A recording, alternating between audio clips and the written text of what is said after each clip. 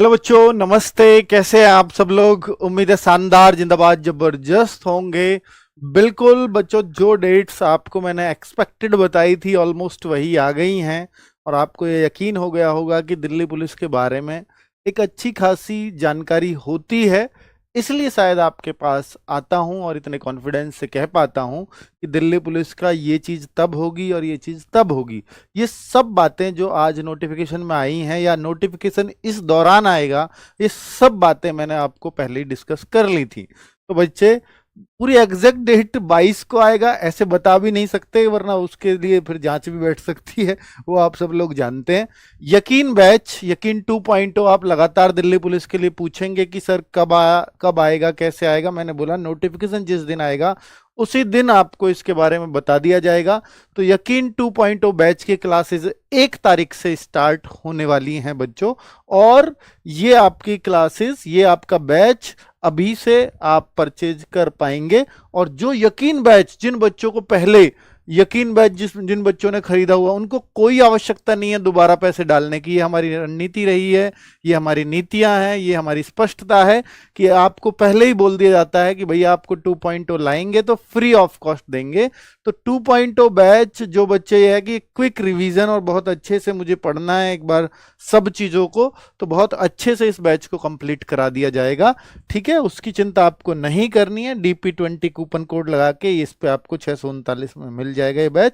और सबसे अच्छी बात कि पुराना बैच भी इसमें रिकॉर्डेड फॉर्म में मिलेगा। यकीन वाला बैच जो आप रिकॉर्डेड फॉर्म में पूरी तरह से उसको देखना चाहते हो तो वो भी अवेलेबल होगा। साथ में 25 मॉक टेस्ट भी हम आपको इस बैच के अंदर प्रोवाइड करने जा रहे हैं।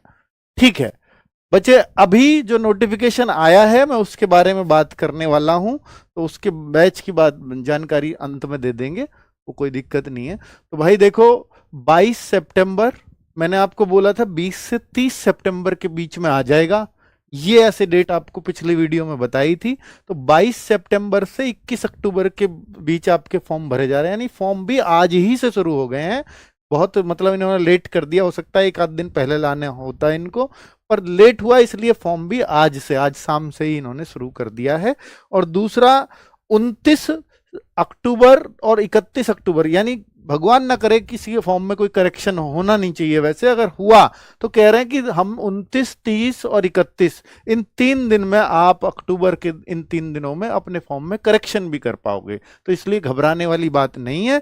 और अच्छी बात यह है कि आपको लगातार बोल करके चल रहा था मैं, क्योंकि SSC CGL ऑलरेडी एक महीना लेट हो गया है। तो मैंने आपको बोला था कि नवंबर दिसंबर दिया हुआ है आपके दिल्ली पुलिस के कैलेंडर में, SSC के कैलेंडर में दिल्ली पुलिस एग्जाम डेट नवंबर दिसंबर थी।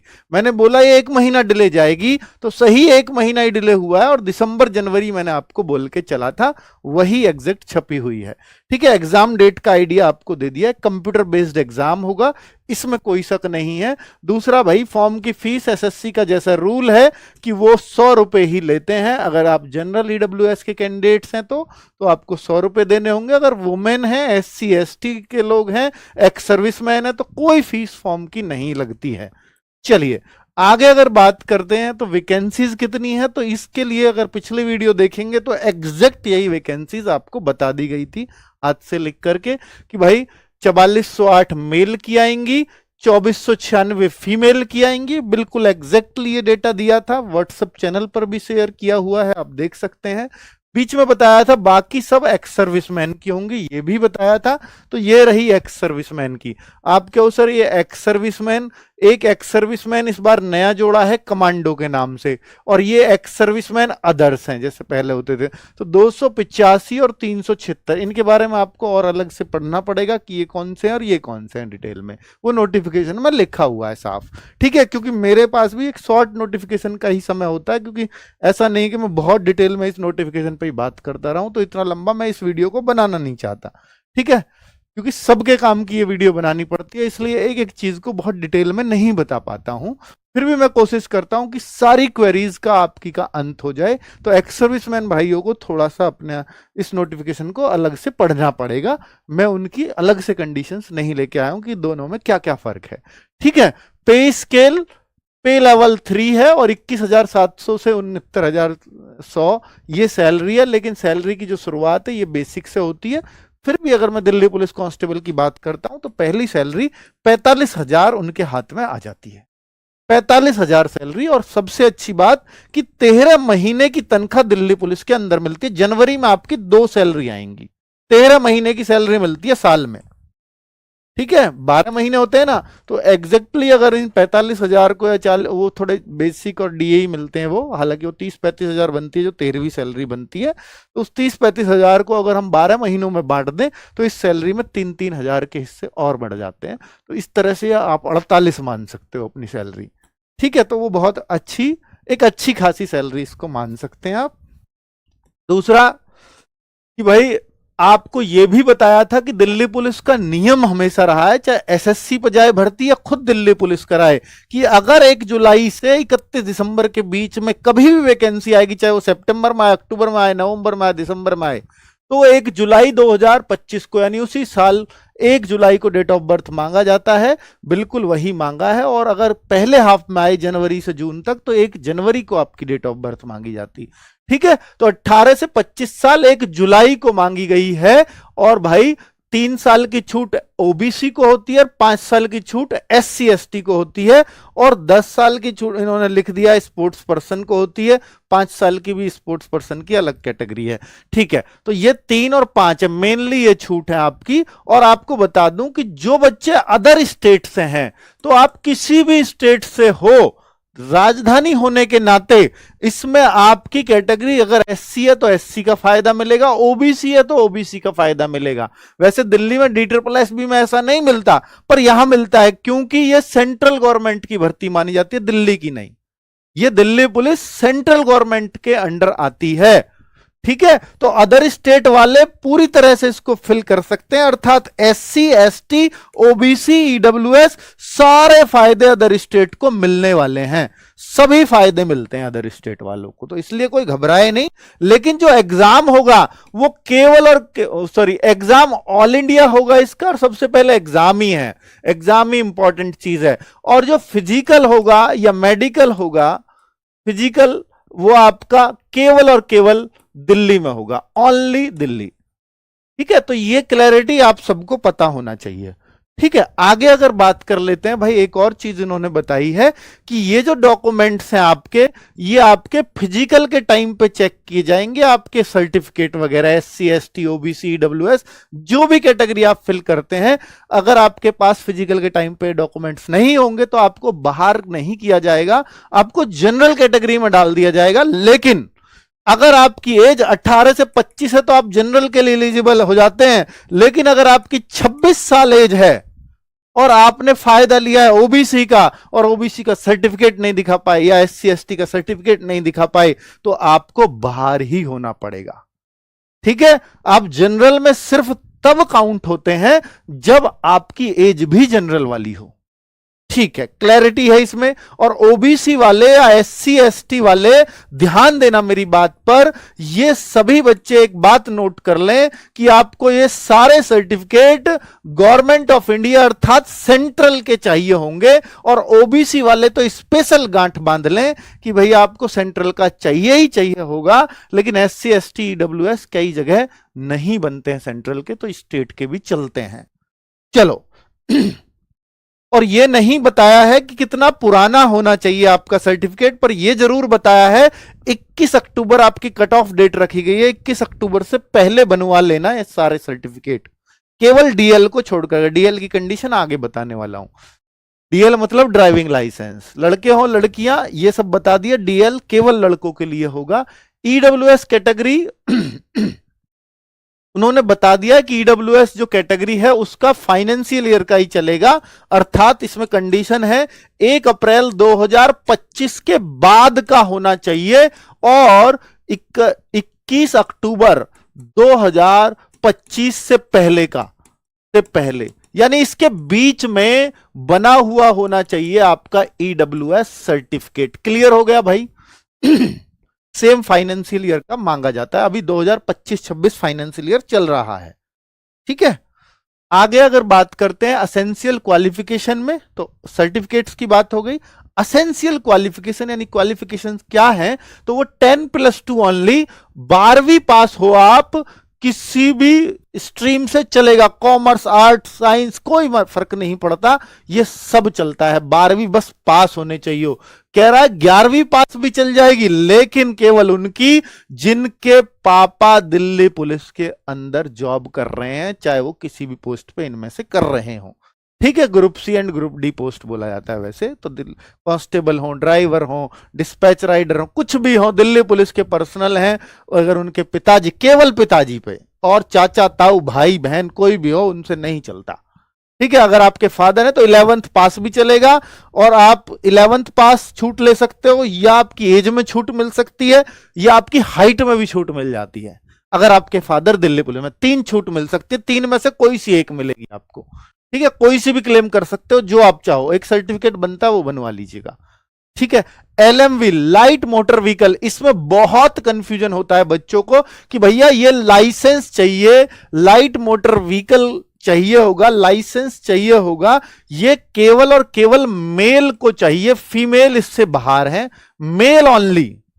मोटरसाइकिल का चाहिए, कार का चाहिए, दोनों का चाहिए। सुन लीजिए, मोटरसाइकिल और कार, स्पष्ट रूप से बता रहा हूं, ड्राइविंग लाइसेंस बाइक या कार इनमें से किसी का भी हो, या दोनों का हो, या कोई से भी एक का हो, दोनों ही चलेंगे, क्योंकि और लगा हुआ है। सबसे बड़ी बात कि ड्राइविंग लाइसेंस आपका केवल और केवल फिजिकल के टाइम पर ही चेक किया जाएगा।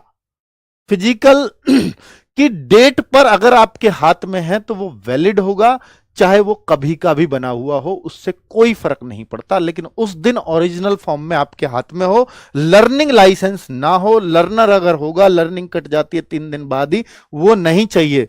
LMV चाहिए प्रॉपर। क्लियर हो गया भाई? लाइसेंस का कोई पंगा, कोई डाउट आपके मन में नहीं होगा। नेक्स्ट, और अगर बताएं कि ये उन्होंने बोल दिया जो इनकी cut off date, the closing date of receipt, मतलब सारी क्वालिफिकेशन, सारे डॉक्यूमेंट्स आपके इससे पहले बने हुए होने चाहिए, केवल DL को छोड़ करके। DL आपका इस डेट के बाद का भी चल जाएगा, बस फिजिकल के टाइम पे आपके हाथ में हो। क्लियर है? चलो next, mode of selection. Selection का मोड क्या है, तरीका क्या है, वो बताया है। सबसे पहले एग्जाम होगा, उसके बाद फिजिकल होगा, और उसके बाद मेडिकल होगा।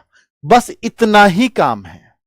तो भाई कंप्यूटर बेस्ड एग्जाम, बिल्कुल। तो भाई उसमें क्या क्या आता है बताइए आपको। भाई सबसे जरूरी तो यही है ना, और इसके बाद एग्जाम के बाद 1 महीने बाद रिजल्ट आ जाता है, और उसके 10, 15, 20 दिन, कितने भी दिन बाद आपका फिजिकल हो जाता है। पिछली बार बहुत सारे बच्चे फिजिकल में फेल हुए। जितने बच्चे इन्होंने पास किए ना फिजिकल के लिए, 10 गुने बुलाए, वो वैकेंसी भी पूरी नहीं कर पाए उनमें, इतने बच्चा फेल हो गया पिछली बार फिजिकल में। तो इसलिए फिजिकल की तैयारी साथ साथ करनी है, और 29 तारीख से हम लोग RW फिजिकल चैनल पर आपको तैयारी करवाने वाले हैं, तो उस पर भी आप ध्यान देंगे। अगर 45 मिनट्स आप डेली फिजिकल के लिए दे देते हैं सुबह सुबह, तो मुझे नहीं लगता फिर आपको कुछ और नीड पड़ेगी। तैयार हो आप फिर एग्जाम और फिजिकल दोनों के साथ साथ। ठीक है, तो उस पर भी हम 29 तारीख से शुरू करने जा रहे हैं फिजिकल क्लास भी, और फ्री ऑफ कॉस्ट, सबको फायदा हो उसका। ठीक है, चलिए देखिए एग्जाम में क्या क्या आएगा वो भी बता रहा हूं कि भाई जनरल नॉलेज 50 की 50 ही मार्क्स है, reasoning 25 marks, numerical ability 15 question 15 marks, और कंप्यूटर 10 क्वेश्चन 10 मार्क्स। ये सब कुछ वही है जो फॉर्मेट आपको रटाया है। 90 मिनट का आपका पेपर होगा, 1/4 की नेगेटिव मार्किंग होगी, वो सब कुछ इसने लिख रखा है, और इसी से सिलेक्शन होगा। 100 क्वेश्चन आएंगे, ये डिसाइड करेंगे आपका सिलेक्शन होगा या नहीं, क्योंकि फिजिकल ओनली क्वालिफाई है, फिजिकल का कोई मार्क्स नहीं जुड़ता। ठीक है, चलो जनरल नॉलेज, करंट अफेयर्स का पूरा सिलेबस ये वही टेप टाप के कॉपी पेस्ट है जो पिछली बार था। रीजनिंग वही सिलेबस है जो पिछली बार था, कुछ नया कोई चेंज नहीं है। मैथमेटिक्स, इसमें कोई भी एडवांस का कोई चैप्टर नहीं होता, सारा अर्थमेटिक लिखा हुआ है आपके सामने है। और देख लीजिए, कोई भी आपको चैप्टर ऐसा नजर नहीं आएगा कि एडवांस का कोई चैप्टर डाल दिया हो।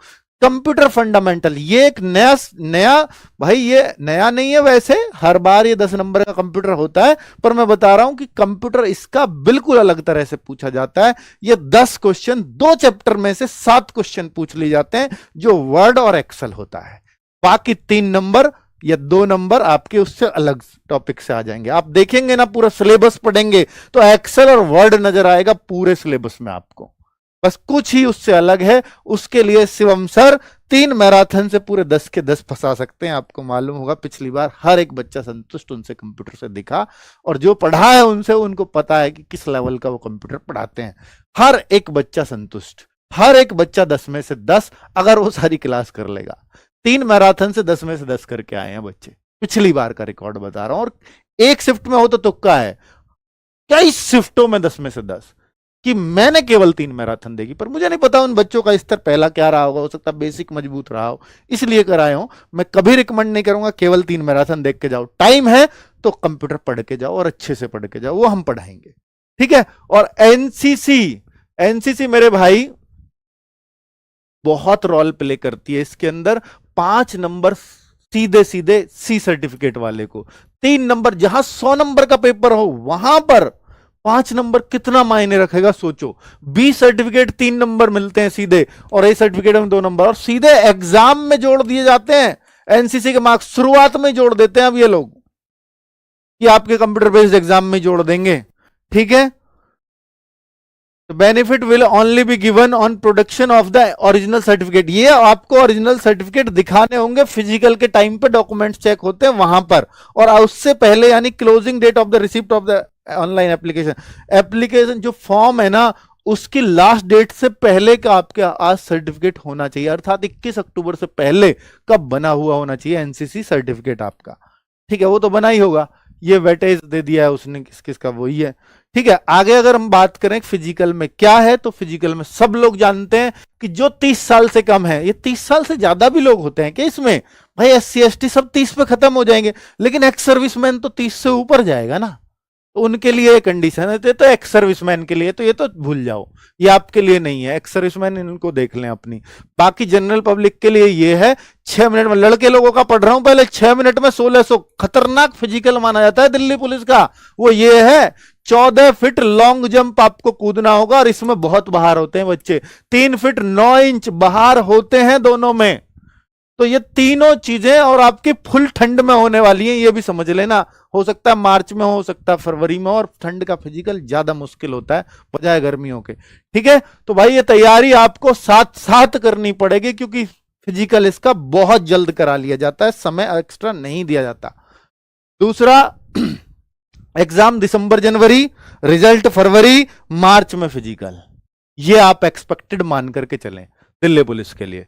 आगे क्या दिया है भाई, ये हाइट 170 सेंटीमीटर होनी चाहिए, अभी मेल का पढ़ रहा हूं सिर्फ, ठीक है। और फिजिकल मेजरमेंट में 100, देखिए एक होता है फिजिकल एंड्योरेंस टेस्ट पीईटी, और एक पीएमटी। तो पीईटी तो वो है जो आपके रनिंग है, लॉन्ग जंप है, हाई जंप है, और ये क्या फिजिकल मेजरमेंट टेस्ट, तो पीएमटी। ये इसमें 2 चीज होती है, height and chest. 170 centimetre height लड़कों की चाहिए, क्या छूट भी है, हाँ, केवल एसटी वाले लड़कों को 5 सेंटीमीटर की छूट मिलती है, अर्थात वो 165 भी। और जो हिल एरिया से होते हैं बच्चे, जैसे उत्तराखंड में बहुत सारे हिल एरिया, जहां भी हिल एरिया है तो उसमें 5 सेंटीमीटर की छूट उनके लिए भी है, ठीक है। और 5 सेंटीमीटर की छूट होती है किसके लिए, अगर कोई दिल्ली पुलिस वाले का बच्चा है, जो मैंने आपको शुरुआत में बताया था, ठीक है। ये हिल एरिया हो गया, ये एसटी वाले हो गए, और ये दिल्ली पुलिस के बच्चे, ठीक है। और चेस्ट 81 और 4 सेंटीमीटर का फुलाव, बाकी हर जगह 5 का मांगते फुलाव, केवल दिल्ली पुलिस है जिसमें 4 का मांगते हैं। 81 मिनिमम, 85 फुला करके, ठीक है। 5 सेंटीमीटर की छूट मिनिमम वाली में एसटी को मिल जाएगी, फुलाव 4 का देना ही पड़ेगा। हिल एरिया वालों को भी 5 सेंटीमीटर फुलाव में छूट मिल जाती, सॉरी मिनिमम चेस्ट में छूट मिल जाती है, अर्थात 76 भी चलती है उनकी।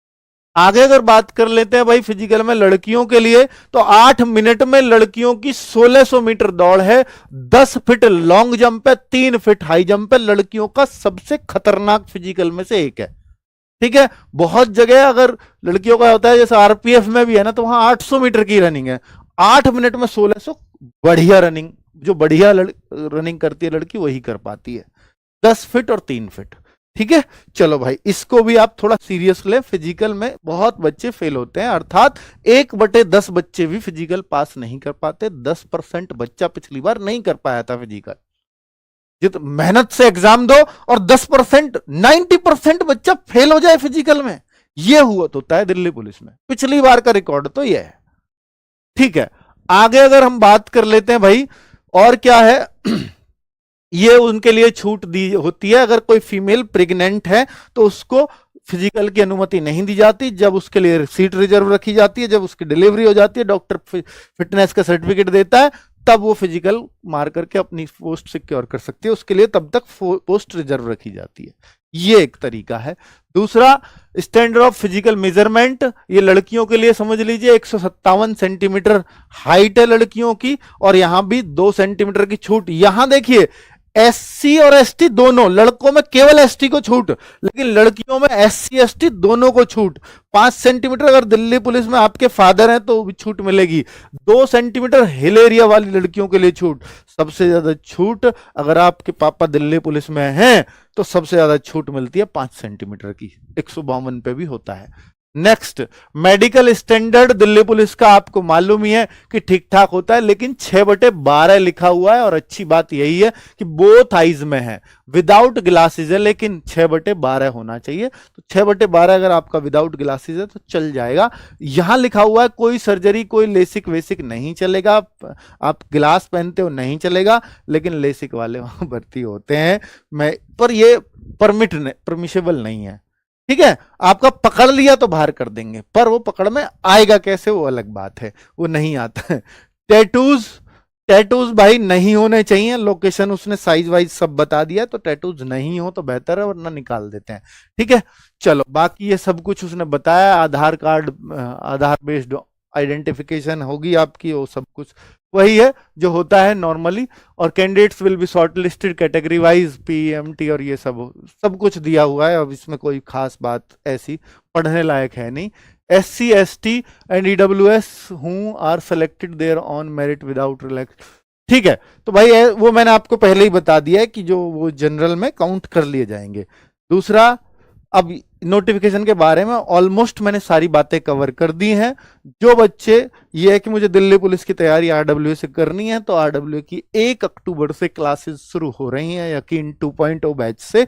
ठीक है, इसमें मॉक टेस्ट वगैरह सब कुछ अवेलेबल कराएंगे। और कोई बच्चा ये कि सर मेरी तैयारी कंप्लीट हो गई है, तो हम प्रैक्टिस सेट नए सिरे से शुरू करने जा रहे हैं, साथ में मॉक टेस्ट आपके लिए एक सीरीज भी लेकर के आ रहे हैं, ऑलरेडी पड़ी हुई है।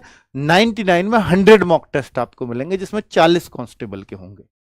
ठीक है, 99 में HCM SCM सबके। और HCM के लिए भाई जो है इनके लिए भी नोटिफिकेशन जल्दी आ रहा है। HCM AWTPO और ड्राइवर सबके लिए बहुत जल्द नोटिफिकेशन देखने को मिलेगा। ठीक है, और ये आप कैसे परचेज कर सकते हैं वो सब कुछ आपको पता है। रोजगार विधन की एप्लीकेशन है, पेड क्लासेस में, या फ्रंट पे आपको यहाँ लग रहा होगा, यकीन 2.0 बैच ले सकते हैं। टीम क्या होगी, टाइम टेबल क्या होगा, वो मैं बीच में बता दूंगा, यानी 1 तारीख से पहले ही सब कुछ बता दिया जाएगा। ठीक है बच्चों, थैंक यू वेरी मच, नमस्ते।